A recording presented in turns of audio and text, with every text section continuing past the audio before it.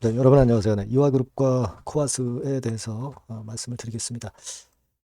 최근에 그 변화 사항이 좀 있었죠. 네, 코아스에 대한 변화된 재료들이 몇 개 나와 있죠. 공시도 그렇고. 그래서 이 부분을 한번 살펴보고요. 그리고 이화그룹과 관련해서도 이투론과 관련해서는 큰 건이 하나 좀 있었어요. 네, 그리고 이 아이디랑 이화전기의 그 변화 상황. 네, 이런 부분들 체킹을 해서 말씀을 드리도록 하겠습니다. 네. 그리고 영상의 끄트머리에서는 대박주를 신년 1분기에 하나 찾은 게 있어서 요거를 말씀을 드릴 테니까 요거는 참고로 하셔서 꼭 대박을 좀 내셨으면 좋겠다. 네, 그런 생각입니다. 참고하시기 바랍니다.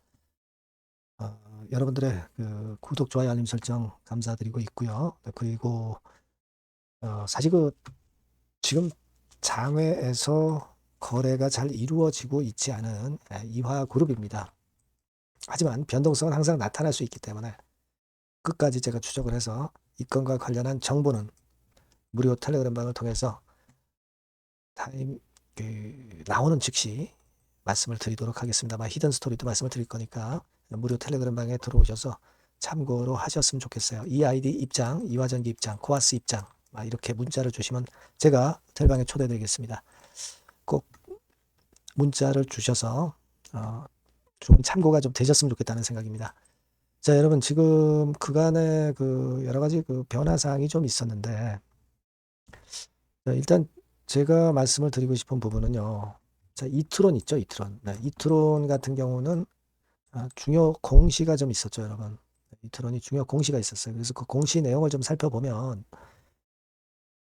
영업 정지 공시가 떴어요. 네, 영업 정지 분야가 ICT사 플랫폼 사업. 자, 이거 뭐 그러면 주된 영업을 지금 현재 안 하겠다는 얘긴데요, 그죠?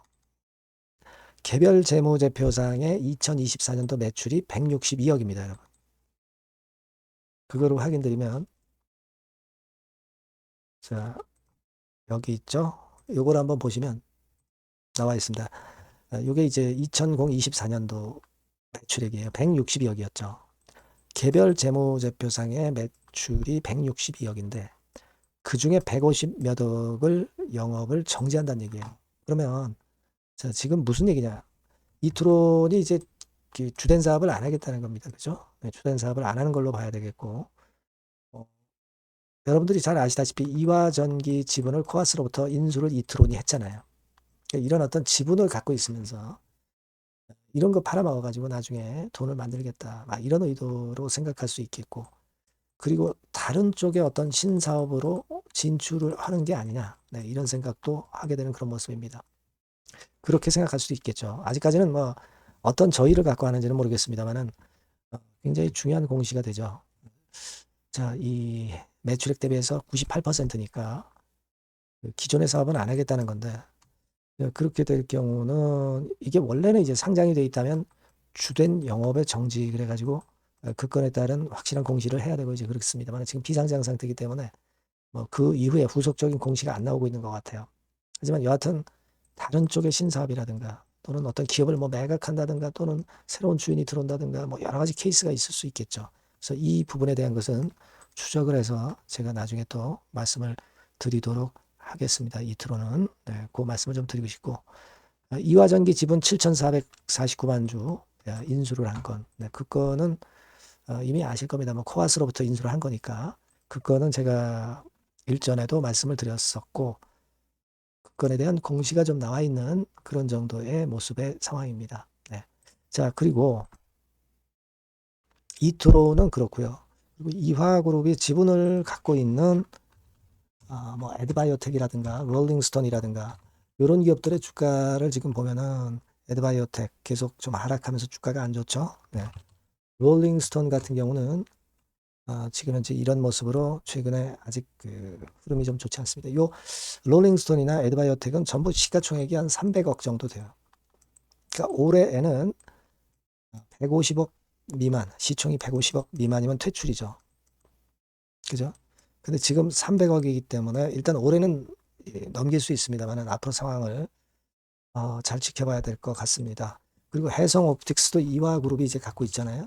해성옵틱스 같은 경우는 이것도 역시 시총이 306억 정도인데 최근에는 좀 올라왔던 그런 부분이기는 합니다. 네, 그런 정도의 모습이다. 요거 정도 일단 그 생각을 할 수 있어요. 근데 해성옵틱스 같은 경우는 지금 시비가 저쪽으로 넘어갔잖아요. 코아스 쪽으로. 그러니까 코아스 쪽과 연관이 되긴 하는데 이 해성옵틱스 같은 경우는 여러분들도 잘 아시겠지만은 풋옵션 조항이 없는 시비를 받았어요. 자, 그렇다면은 이거 전환가에 미치기 때문에 상환을 해달라고 시비를 보유한 코아스가 해성옵틱스 측에 일단 그걸 할 수 없다는 얘기입니다. 풋옵션이 없기 때문에. 그래서 불리한 시비를 이와 쪽으로부터 코아스가 받지 않았느냐. 그런 이야기들이 많이 나오고 있죠. 근데 지금 일단 코아스 측에서는 이 기사의 끝에도 나오고 있습니다만은 EOD 조항이 있기 때문에 해성옵틱스가 파산이나 회생을 신청하거나 법원의 해상 명령을 받았을 경우에 EOD 사유로 명시돼 있다. 그래서 이 건에 대해서 EOD로 좀 빠져나갈 수 있는 길은 좀 열려 있는 거는 같습니다만은, 네. 여하튼 지금 현재는 이 부분은 나중에 또 확인이 돼야 될 것 같습니다. 네. 일단 풋 옵션이 없는 그런 시비를 이와 쪽으로부터 받았다는 것은 코아스의 주가에 마이너스 요인으로 작용이 되고 있다는 부분. 네, 이 부분은 우리가 이미 어느 정도 알고 있는 일일 겁니다. 네, 요건에 대한 재료가 1월 초에 나왔었죠. 네, 그런 상태입니다. 그리고 지금 코아스는 이따가 말씀을 드리겠지만 코아스는 이런 정도로 득건의 재료 나오고 아직까지 약세를 못 면하고 있는 상황이고요. 그렇죠? 네, 그리고 이제 이 아이디 같은 경우는 지난번에 감자 부결이 된 다음에 후속적인 재료나 공시가 아직 안 나와 있는 상태입니다.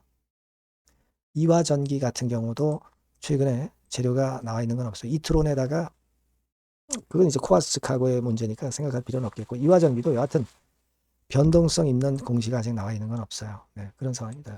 그리고 코아스 건과 관련해서 보면 코아스는 김복덕 씨가 예전에 시비를 100억 인수를 했었죠. 네, 그중에 일부인 88만 5천 주 정도 요거 매도한 것이 공시로 나왔죠, 여러분.